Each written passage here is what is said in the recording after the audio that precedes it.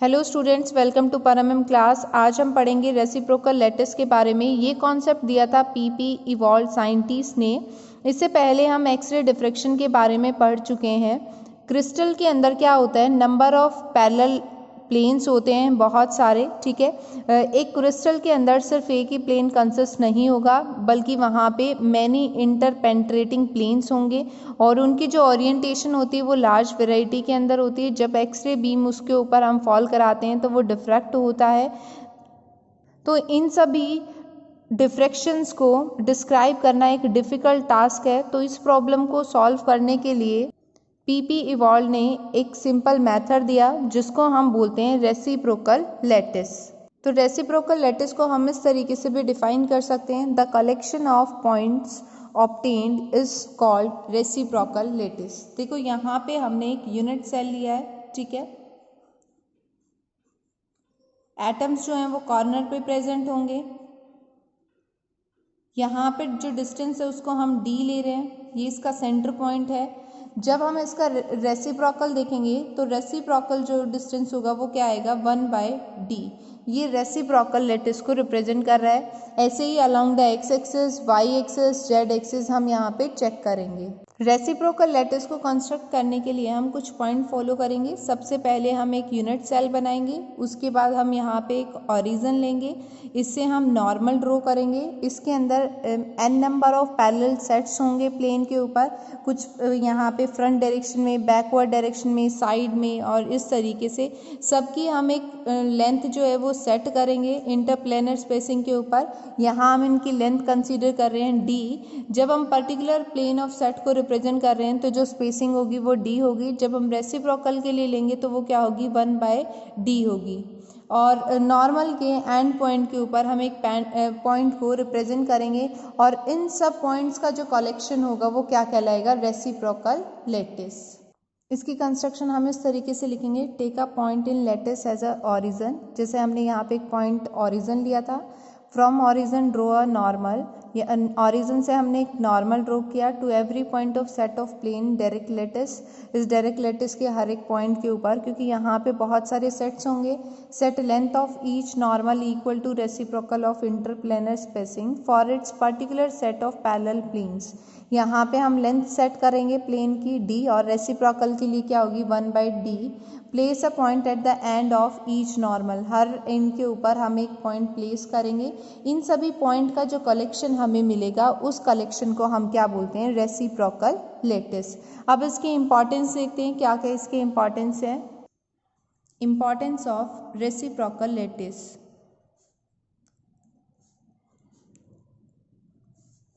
देखो, first importance के अंदर या फर्स्ट प्रॉपर्टी के अंदर हम इस तरीके से लिखेंगे यहाँ पे, a direct lattice is the reciprocal lattice to its on reciprocal lattice.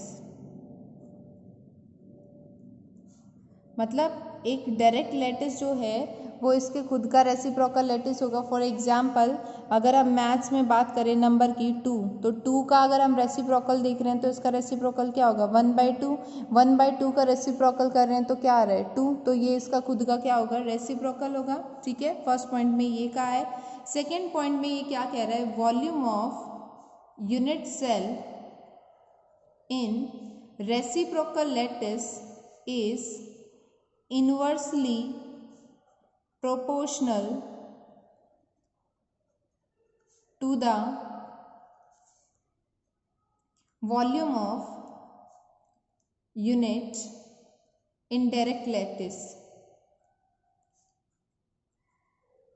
ये क्या कह रहा है कि जो वॉल्यूम होगी यूनिट सेल की रेसिप्रोकल लैटिस के अंदर, वो किसके इन्वर्सली प्रोपोर्शनल होगी, डायरेक्ट लैटिस के प्रोपोर्शनल होगी। ठीक है, reciprocal lattice inversely proportional to direct lattice. इसका मतलब अगर इनिशियल जो हम लैटिस लेके चल रहे हैं, जो यूनिट सेल हम लेके चल रहे हैं, अगर उसका रेशियो, उसकी वॉल्यूम ज़्यादा है तो जो रेसिप्रोकल लैटिस हमें मिलेगी उसकी वॉल्यूम क्या होगी, कम होगी। या फिर अगर हम यहाँ पे लेके चल रहे हैं कि जो डायरेक्ट लैटिस हमने लिया है उसका वॉल्यूम क्या है, ज़्यादा है, तो उस कंडीशन में जो रेसिप्रोकल लैटिस हमें मिलेगी उसकी वॉल्यूम क्या होगी, कम होगी। ठीक है, नेक्स्ट उसके बाद थर्ड इंपॉर्टेंस में देखो, each point of reciprocal lattice corresponds to a particular set of parallel planes in direct lattice। इस पॉइंट में ये क्या कह रहा है कि जो रेसिप्रोकल के पॉइंट्स होंगे, हर एक पॉइंट वो किसके प्लेन के इक्वल होगा, डायरेक्ट लैटिस के पैरेलल प्लेन्स के इक्वल होगा। ठीक है, set of parallel planes. Next point देखो, फोर्थ पॉइंट में ये क्या कह रहा है, unit cell of reciprocal lattice may not be necessary a parallelepiped. Reciprocal lattice जब हम फॉर्म करेंगे तो जरूरी नहीं है वो रेसिप्रोकल लैटिस हमें पैरेललोपाइड की फॉर्म के अंदर मिले। ठीक है, next, if A vector, B vector and C vector, A B C क्या है यहाँ पे, ट्रांसलेशन वैक्टर। ठीक है, ये क्या है, ऑर्थोगोनल। तो यहाँ पे इनका जो ऑर्थोगोनल होगा रेसिप्रोकल फॉर्म में वो क्या मिलेगा हमें, A star, B star vector and C star vector would also be orthogonal. तो वो भी क्या होगा, ऑर्थोगोनल फॉर्म के अंदर हमें यहाँ पे मिलेगा। आई होप यहाँ तक क्लियर होगा। अब समझते हैं इसको हम। रेसिप्रोकल लैटिस को समझने के लिए यहाँ पे हम एक क्यूबिक यूनिट सेल बनाएंगे इस तरीके से। ठीक है, ये रिप्रेजेंट कर रहा है ए को, वेक्टर को, ये रिप्रेजेंट कर रहा है बी वेक्टर को, ये वाला जो पॉइंट है वो बी वेक्टर के लिए है, और ये जो है वो किसके लिए, सी वेक्टर के लिए। यहाँ पे हमने इसको डार्क रीजन से रिप्रेजेंट कर दिया है। जो वेक्टर का मैग्नीट्यूड है वो किसके इक्वल होगा, 1/d(h(k)l,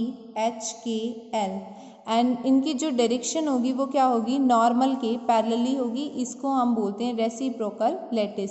यहाँ पे हम non coplanar reciprocal lattice vector ले रहे हैं और उसको हम रिप्रेजेंट करेंगे सिग्मा 1 0 0 फर्स्ट प्लेन के लिए, सेकेंड के लिए आ जाएगा 0 1 0 एंड थर्ड के लिए हम वैल्यू लेंगे 0 0 1। ये वैल्यू हमारे पास आ जाएंगी for the unit cell in reciprocal lattice.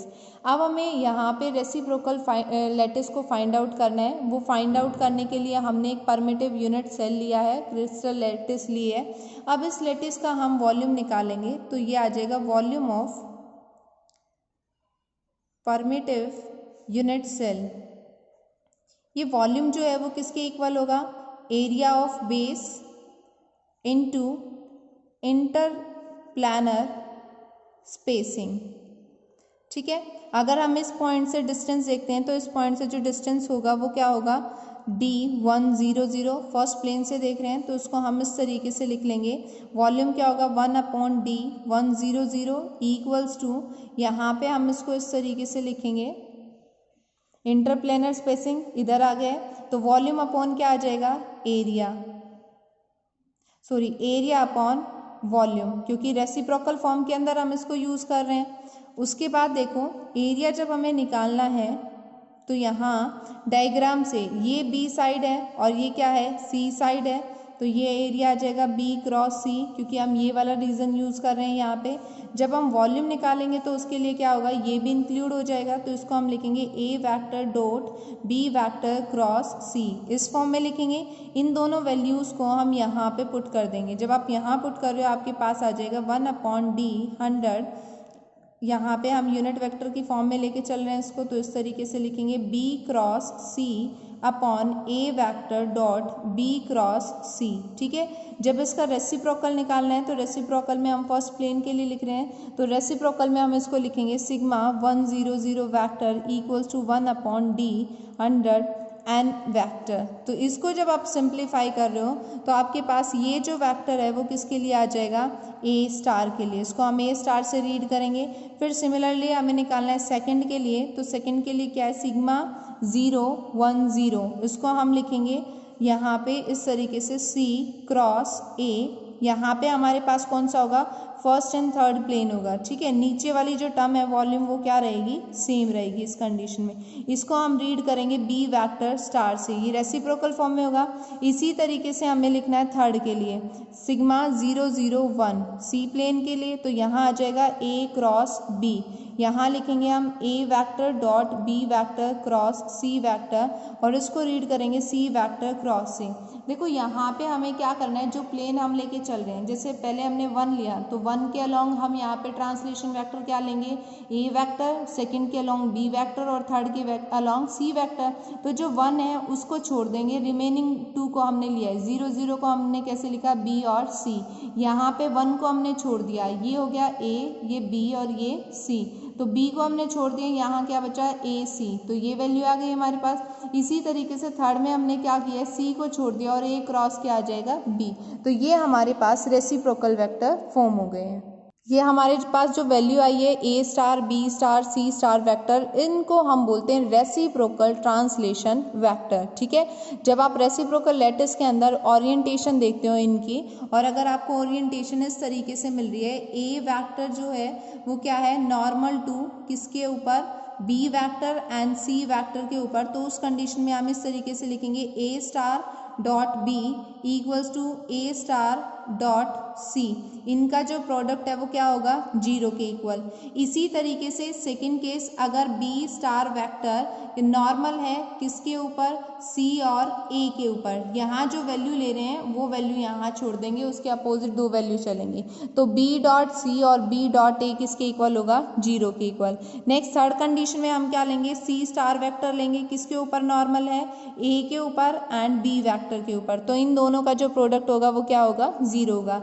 लेकिन अगर आपको कंडीशन ऐसे मिल रही है, ए स्टार वेक्टर और डॉट ए वेक्टर, या फिर है B star dot B vector, C star dot C vector, तो ये इन तीनों का जो प्रोडक्ट होगा वो किसके इक्वल आएगा, 1 के इक्वल होगा।